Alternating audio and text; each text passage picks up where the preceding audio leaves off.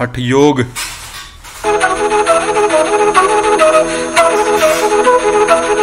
उनके ऊपर हम आज चर्चा इस हठ योग। स्वागत है। धन्यवाद गीतिका जी।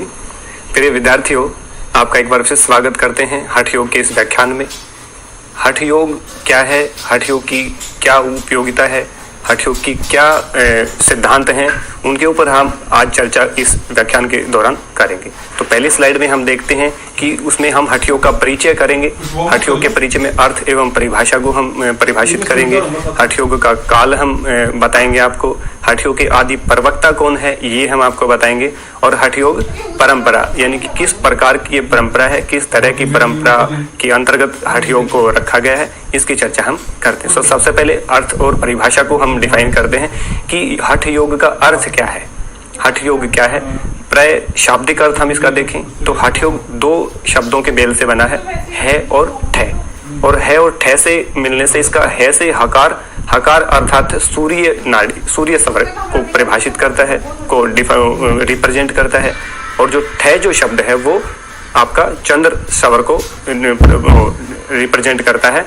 इसका अर्थ हुआ जो सूर्य जो स्वर है और जो चंद्र स्वर है, उन दोनों का जो मिलन है वो सुषुम्ना नाड़ी में होता है। तो ईड़ा नाड़ी और पिंगला नाड़ी, इन दोनों का मिलन ही हठ योग है।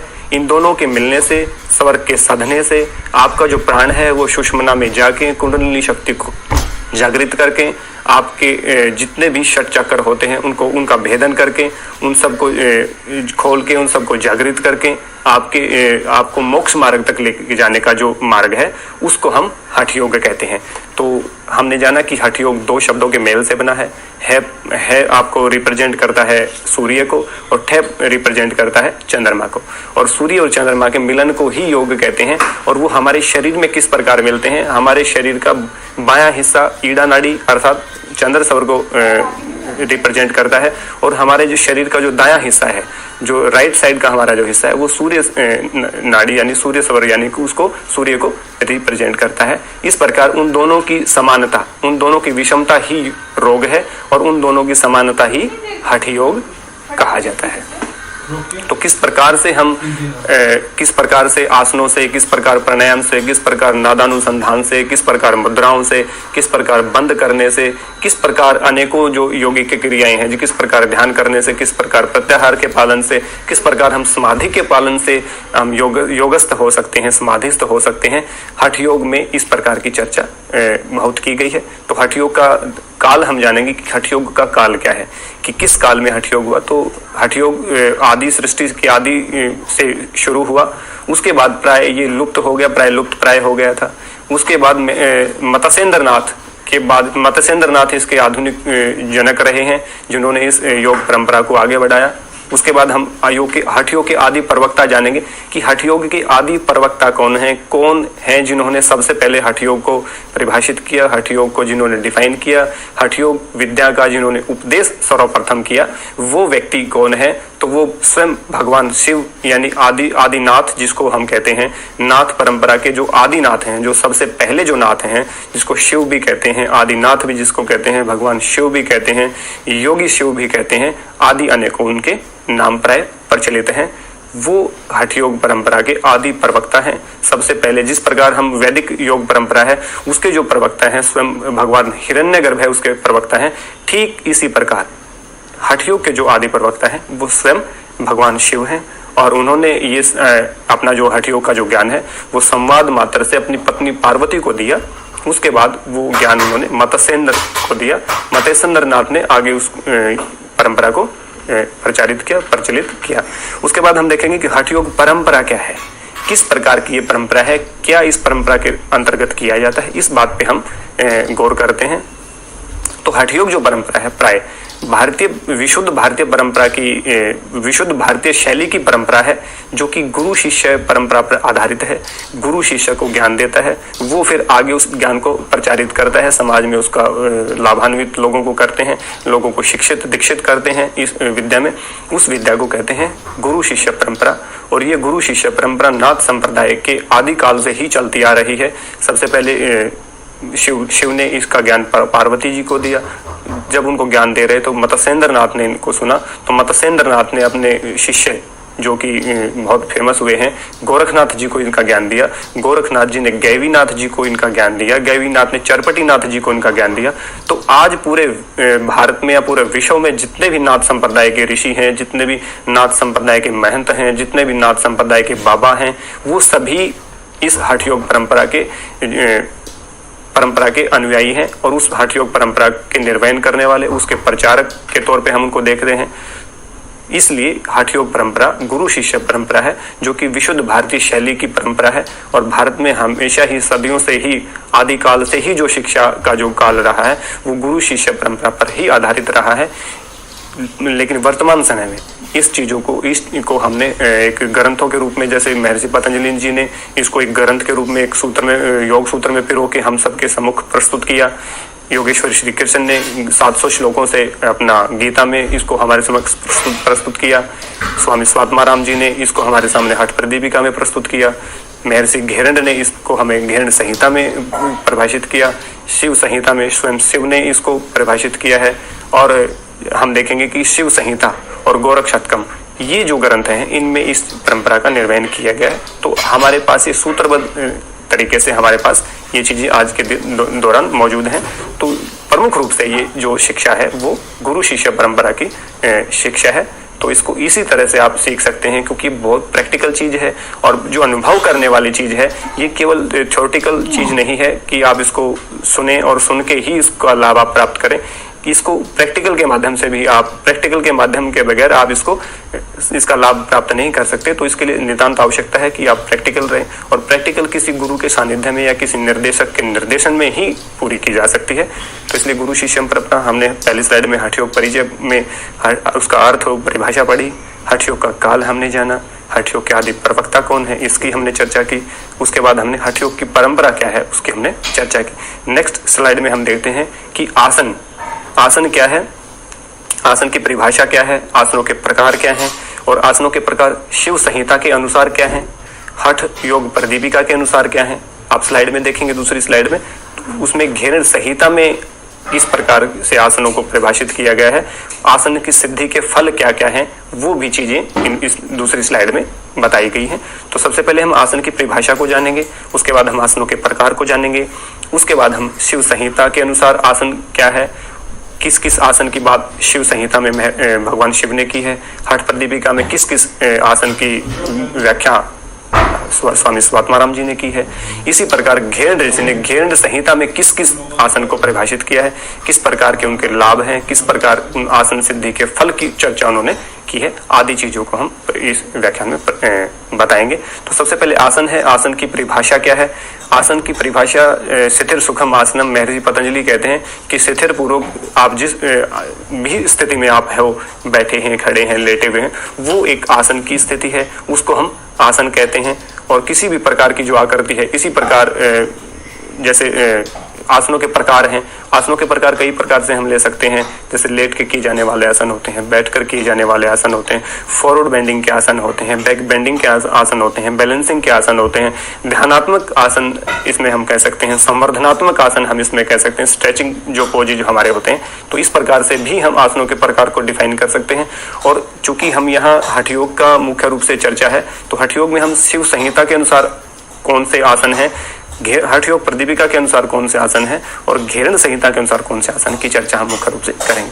तो सबसे पहले जो हठ योग के जो ग्रंथ हैं, मुख्य रूप से 3 ग्रंथ हैं, इसके अलावा भी शिव संहिता और गोरख शतकम भी हठ योग परंपरा के ग्रंथ रहे हैं। मुख्य रूप से 5 ग्रंथ माने गए हैं। तो हम 3 ग्रंथों की यहाँ पे चर्चा करें जो कि बहुत ही महत्वपूर्ण है। उसके अलावा जितने शिव संहिता, गोरख संहिता और गोरख शतकम में भी इनके समकक्ष ही चीजें रखी गई हैं, यही चीजें रखी गई हैं। तो इसलिए हम दो को हमने नहीं लिया, लेकिन आपकी जानकारी के लिए वो 5 ग्रंथ मुख्य रूप से हठ योग की ग्रंथों में उनको मान्यता प्राप्त है। तो भगवान शिव ने किस प्रकार आसनों की व्याख्या की है, किस प्रकार आसनों को बताया है शिव संहिता में। तो सबसे पहले शिव संहिता को देखते हैं कि शिव संहिता क्या है।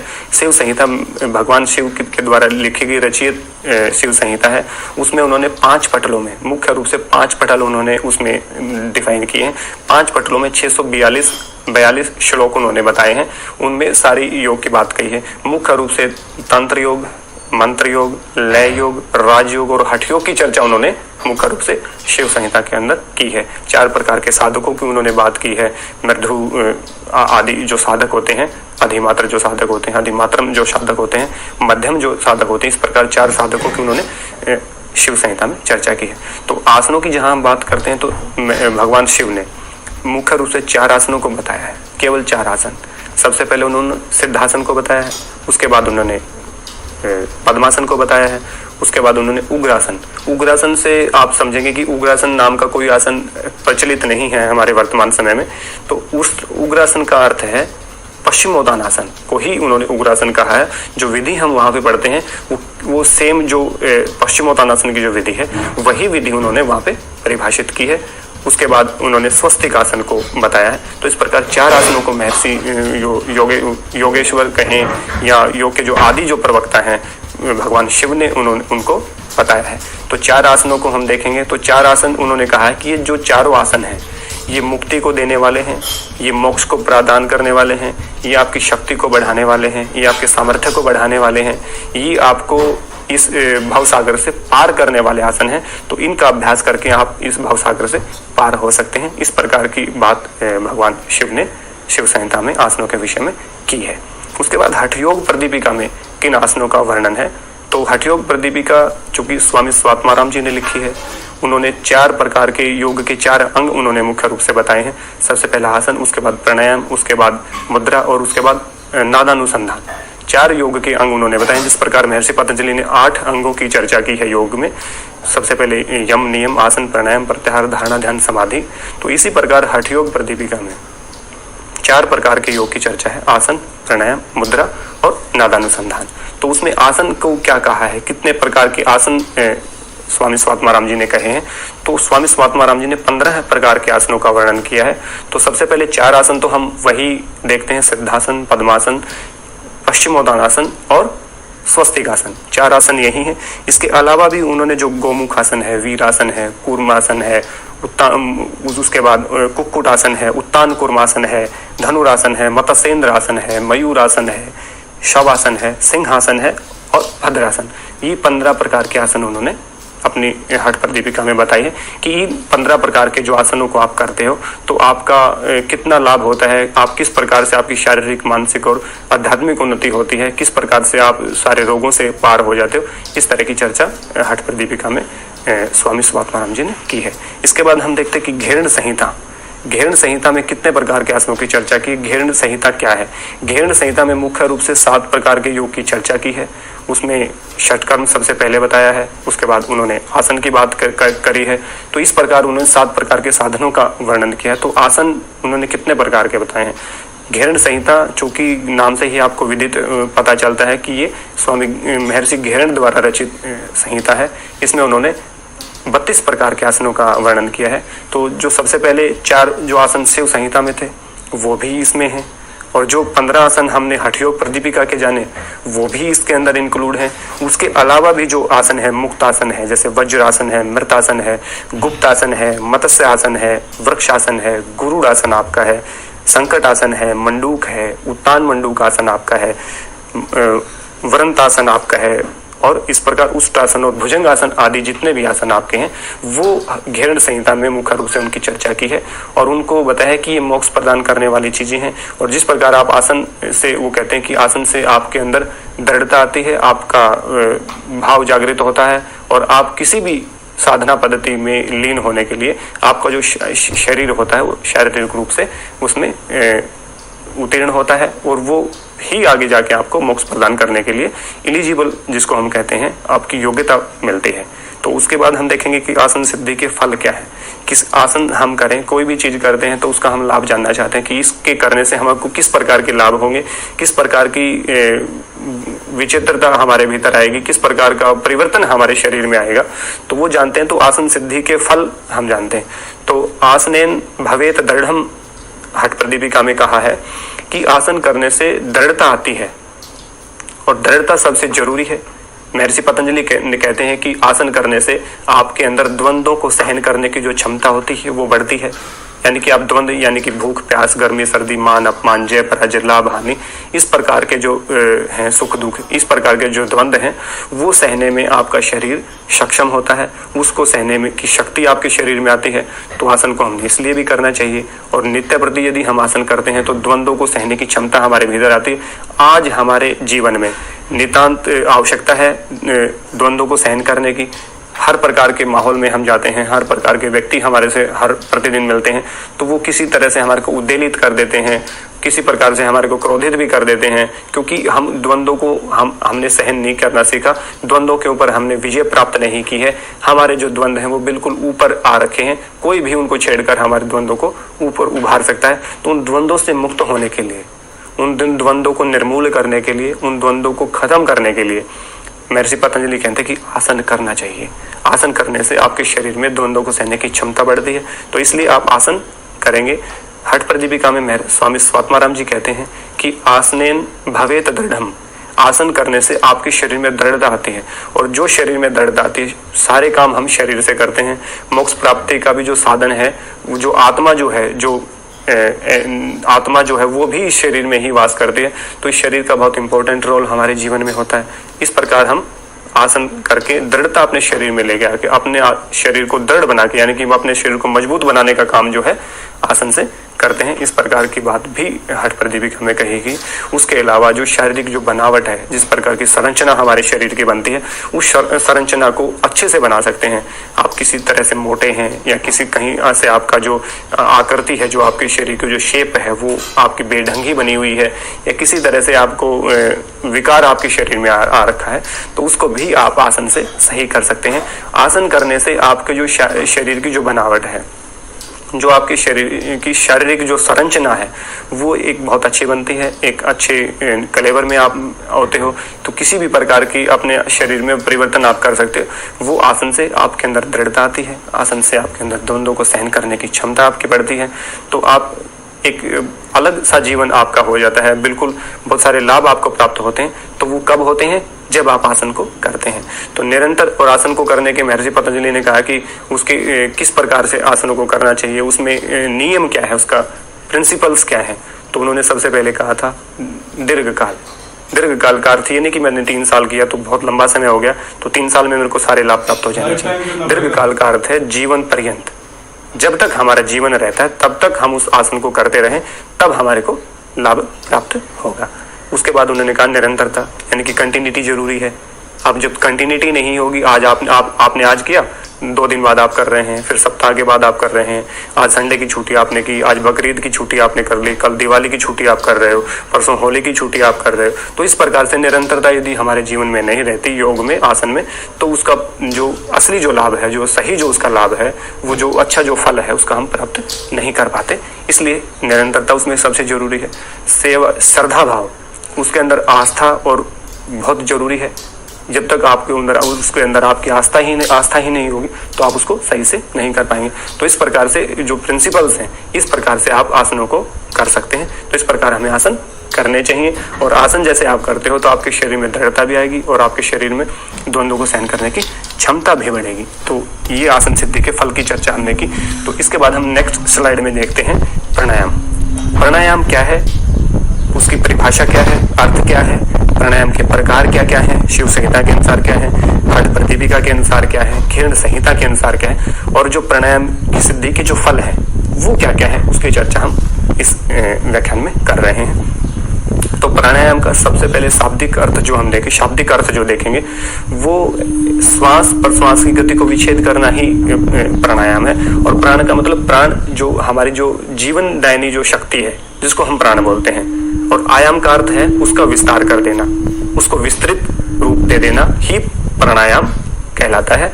और उसकी महर्षि पतंजलि की परिभाषा हम देखें तो कहते हैं तस्मिन श्वास प्रश्वास गति विच्छेद इति प्राणायाम, यानी कि सामान्य श्वास का अर्थ है जो हम ले रहे हैं अंदर, प्रश्वास का अर्थ है जो हम बाहर छोड़ रहे हैं, उन दोनों की सामान्य जो गति है उसमें विच्छेद कर देना ही प्राणायाम कहलाता है। 4 प्रकार के प्राणायाम की महर्षि पतंजलि ने चर्चा की, जो कि हम योग सूत्र के व्याख्यान में उसकी चर्चा हम कर चुके हैं। चूंकि ये हठ योग का आज का व्याख्यान है, तो हम इसके प्राणायाम के प्रकारों को देखेंगे कि किस प्रकार के प्राणायाम के प्रकार हैं। वो शिव संहिता के अनुसार कितने प्राणायाम बताए गए हैं, हठ योग प्रदीपिका के अनुसार कितने प्राणायाम बताए गए हैं, और घेरण संहिता में कितने प्राणायाम बताए हैं, उनकी चर्चा हम कर रहे हैं। तो सबसे पहले शिव संहिता, क्योंकि चूंकि सबसे जो हठ योग का जो सबसे पुराना और जो सबसे मुख्य जो ग्रंथ है वो शिव संहिता है। तो शिव संहिता में भगवान शिव ने कितने प्रकार के प्राणायामों की चर्चा की, तो उन्होंने एक ही प्राणायाम की चर्चा अपने शिव संहिता में की है। उसको हम नाड़ी शुद्धि प्राणायाम कहते हैं। उन नाड़ी को शुद्ध करने के लिए वो एक ही प्राणायाम का प्रचलन कहते हैं कि एक ही प्राणायाम से आप अपने शरीर को रोगों से मुक्त कर सकते हो और अपने शरीर को उन्नत बना सकते हो। अपने जो प्रकाश, आपके प्रकाश का जो आवरण है उसको आप निर्मूल कर सकते हो। इसलिए सबसे पहले नाड़ी शुद्धि प्राणायाम, जिसमें लेफ्ट नोस्ट्रल से श्वास को भीतर भर के कुछ समय अंदर होल्ड करके फिर राइट नोस्ट्रल से उसको बाहर एक्सहेल हम कर देते हैं। उसके बाद पुनः राइट से अंदर भर के कुछ समय अंदर होल्ड करके उसके बाद लेफ्ट से एक्सहेल हम कर देते हैं। इस प्रकार की नाड़ी शुद्धि प्राणायाम की चर्चा भगवान शिव ने शिव संहिता में की है, केवल एक प्रकार के प्राणायाम की। इसके बाद हठ योग प्रदीपिका और घेरण संहिता, दोनों में स्वामी स्वात्माराम और महर्षि घेरण ने 8 प्रकार के प्राणायामों की चर्चा मुख्य रूप से की है।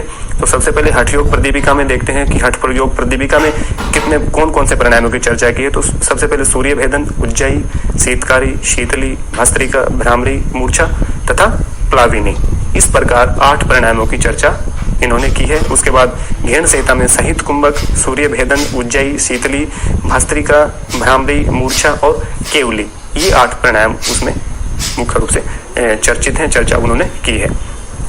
तो शिव संहिता की हमने की कि एक प्रकार का प्राणायाम उसमें बताया गया है कि नाड़ी शुद्धि के लिए ये चीजें हम करें, तो नाड़ी शुद्धि को उसमें प्राणायाम का। हठ योग प्रदीपिका और घेरण संहिता, हठ योग प्रदीपिका और घेरण संहिता में भी प्राणायाम से पूर्व की जो तैयारी है उसमें नाड़ी शुद्धि का वर्णन उन्होंने किया है। जो भगवान शिव ने शिव संहिता में वर्णन किया उनका ही वर्णन उन्होंने इसमें हठ योग प्रदीपिका और घेरण संहिता में कहा कि जब भी आप प्राणायाम करने जाते हैं तो प्राणायाम से पहले आप क्या तैयारी करें। प्राणायाम पूर्व की जो तैयारी है उसमें उन्होंने नाड़ी शुद्धि को रखा है। वो स्वयं विधि उनकी है, वही समान विधि से वो करने का वो कहते हैं। तो इस प्रकार हम देखते हैं कि हठ प्रदीपिका और घेरण संहिता में दोनों 8 प्राणायामों की सिमिलरिटी बहुत है, मतलब एक दूसरे से मिलते हैं। जैसे आप देखेंगे कि प्लावनी जो प्राणायाम है वो घेरण महर्षि ने नहीं बताया है, लेकिन जो केवली है वो स्वामी स्वात्माराम जी ने नहीं बताया है। इसी प्रकार भ्रामरी का वर्णन अपना इसमें है, दोनों में भस्त्रिका का वर्णन है, सूर्य भेदन का है। सहित कुंभक एक सबसे पहले जो प्राणायाम है वो इसमें अलग है। तो सहित कुंभक भी 2 प्रकार का बताया है, सगर्भ और निगर्भ, यानी कि जो बीज मंत्र के साथ किया जाए वो सगर्भ और जो बिना बीज मंत्र के साथ किया जाए वो निगर्भ सहित कुंभक प्राणायाम कहलाता है। वो महर्षि घेरण ने उसका बताया है। तो इस प्रकार 8 प्राणायाम दोनों ने इन्होंने बताए हैं। और शिव संहिता में मुख्य रूप से जो इनमें जो नाड़ियों की जो संख्या है, सबने 72,000 नस नाड़ियां हमारे शरीर में मानी है, लेकिन भगवान शिव ने 3,50,000 नाड़ियों की चर्चा अपने शिव संहिता में की है। जिस प्रकार आसन चतुष्ट है, यानी कि 4 प्रकार के आसनों की चर्चा की है, तो उन्होंने 3,50,000 जो नाड़ियां हैं उनकी शुद्धि के लिए जो बात कही है वो केवल नाड़ी शुद्धि के माध्यम से, उनको नाड़ी शुद्धि प्राणायाम के माध्यम से समस्त जो नाड़ियां हैं उनको, उनके जो मल हैं, जो उनके जो दोष हैं उनको निर्मूल करने का जो कार्य करता है वो केवल और केवल नाड़ी शुद्धि प्राणायाम करता है। तो उसकी ऑथेंटिसिटी इस बात से पता चलती है, नाड़ी शुद्धि और नाड़ियों को ही शुद्ध करने का जो प्राणायाम है वो मुख्य रूप से नाड़ी शुद्धि कहलाता है। इसलिए उसके बाद हम 8 प्राणायाम की इनकी चर्चा करते हैं। तो इनको हम प्रैक्टिकल जो हमारा व्याख्यान रहेगा उसमें हम इसको सविधि आपको इसकी चर्चा हम आपके सामने करेंगे, लेकिन जो कि नाड़ी शुद्धि है वो नॉर्मल प्राणायाम था, इसकी चर्चा हमने आपके सामने की। इसके बाद हम चर्चा करते हैं कि प्राणायाम सिद्धि का फल क्या है, प्राणायाम सिद्धि से किस किस प्रकार, प्राणायाम करने से किस प्रकार की सिद्धि हमारे को मिलती है, किस प्रकार की विभूतियां हमारे को प्राप्त होती हैं, उसकी चर्चा हम करते हैं। तो महर्षि पतंजलि कहते हैं कि आपका जो प्रकाश का के आगे जो आवरण जो अड़ा हुआ है वो आपका आवरण समाप्त हो जाता है प्राणायाम के निरंतर करने से। हठ योग क्या कहता है, हठ योग के ऋषि क्या कहते हैं, हठ योग प्रदीपिका में स्वामी स्वात्माराम जी क्या कहते हैं। वो कहते हैं कि आपका जो लघुता जो शरीर में होती है, जैसे दृढ़ता आसन करने से आती है, तो प्राणायाम करने से क्या आता है, लघुता शरीर में आती है। तो लघुता को प्राप्त करने के लिए प्राणायाम आप कर सकते हैं। इंटरनल क्लींजिंग के लिए आप प्राणायाम को कर सकते हैं। आपके जो इंद्रियों के जो मल हैं वो क्षीण होते हैं और आपके जो ज्ञान के ऊपर जो आवरण जो अड़ा हुआ है वो आपका समाप्त होता है। इस प्रकार आसन से आप हर प्रकार के जितने भी आगे के जो योग के जो स्टेप हैं, जितने योग के अंग आगे बताए गए हैं, उसमें आसन और प्राणायाम की नितांत आवश्यकता है। आगे की चीजों पे जाने के लिए वो सबसे पहले जो सीढ़ी है वो आसन और प्राणायाम है। आसन से आप अपने शरीर को दृढ़ बना सकते हैं, प्राणायाम से आप अपने शरीर को लघुता आ सकती है कि आपका शरीर जो है लघुता प्राप्त कर लेता है। तो किसी प्रकार के विकार आपके शरीर में नहीं रहते, किसी प्रकार के दोष आपके शरीर में नहीं रहते। तो इसलिए हमने चर्चा की आज सबसे पहले हठ योग में, सबसे पहले उसका परिचय जाना। परिचय में हमने अर्थ एवं परिभाषा की चर्चा की। उसके बाद हमने हठ योग का काल क्या है वो उसको जाना। उसके बाद हमने हठ योग के आदि प्रवक्ता के विषय में जान के उस हठ योग जो परंपरा है, किस प्रकार की परंपरा, जैसे मैंने कहा कि गुरु शिष्य परंपरा पर आधारित ये परंपरा है और ये विशुद्ध भारतीय शैली है। जो परंपरा है वो विशुद्ध भारतीय है और भारत में जो ज्ञान रहा है, जो शिक्षा का जो और संस्कारों का जो आदान प्रदान रहा है वो सदैव ही गुरु शिष्य परंपरा के द्वारा निर्वाहित किया गया है, जो कि आज भी निरंतर विद्यमान आप देख सकते हैं उसको।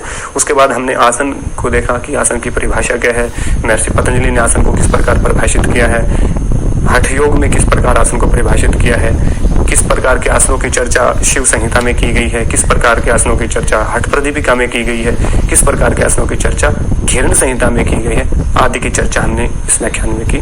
उसके बाद हमने आसन सिद्धि के जो फल हैं कि महर्षि पतंजलि कहते हैं कि द्वंद्वों को सहन करने की क्षमता जो आपके भीतर आती है वो आसन करने से आती है, उसकी चर्चा हमने की। हठ योग क्या कहता है, हठ योग कहता है कि आसनेन भवेत दृढ़म, यानी कि आसन करने से आपके शरीर में दृढ़ता आती है, कि हमने इसमें चर्चा की। उसके बाद लास्ट उसमें हमने प्राणायाम की चर्चा की कि प्राणायाम है क्या, प्राण जो हमारी जो जीवनी शक्ति है, आयाम उसका विस्तार कर देना है। और महर्षि पतंजलि के अनुसार कि तस्मिन् श्वास प्रश्वास गति विच्छेद इति प्राणायाम की चर्चा हमने इसमें की। उसके बाद प्राणायाम के कितने प्रकार हैं, महर्षि पतंजलि ने प्राणायाम के 4 प्रकारों की व्याख्या हमारे सामने योग सूत्र में की है। सबसे पहले बाह्य, फिर अभ्यंतर, फिर स्तंभवर्ती और उसके बाद विषाक्षेपी प्राणायाम की चर्चा उन्होंने मुख्य रूप से योग सूत्र में की है।